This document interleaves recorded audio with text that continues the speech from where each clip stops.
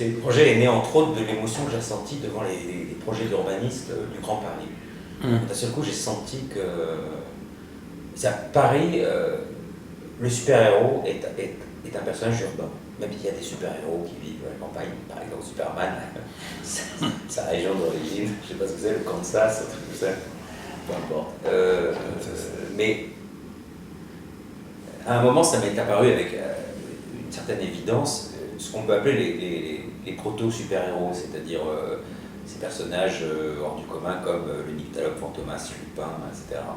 Ou en Angleterre, Sherlock Holmes, l'homme invisible, tous les personnages de la Ligue des gentlemen extraordinaires. Moore a montré que c'était des proto-super-héros, voilà, il a révélé leur essence cachée.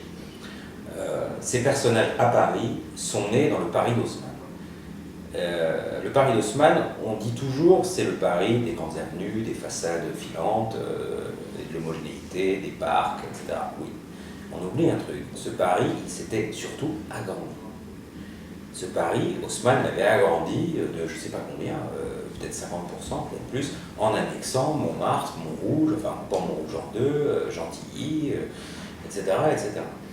Et je pense que le personnage du surhomme masqué, du justicier de l'ombre, ou au contraire solaire, en tout cas l'idée qu'il y a en ville des gens extraordinaires, ne peut pas fonctionner dans un milieu urbain entièrement bâti et sans mystère.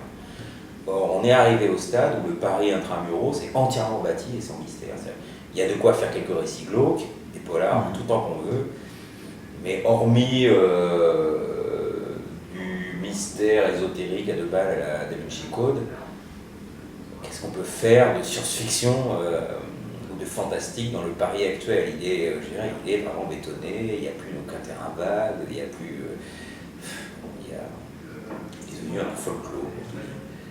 Alors que si on fait l'expérience de penser un Paris qui intègre d'un seul coup la colline de Montmorency, le lac d'Enghien, la Défense, la forêt de Saint-Germain, les collines de Chelles, d'un seul coup on se dit, ah oui, mais alors, il y a des gratte-ciels, il y a des lacs, il y a des forêts, il y a des collines. C'est plus la même chose. Voilà.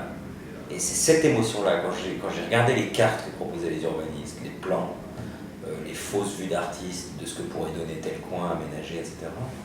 D'un seul coup, on voit l'espace disponible pour la narration. On le voit, on le sent.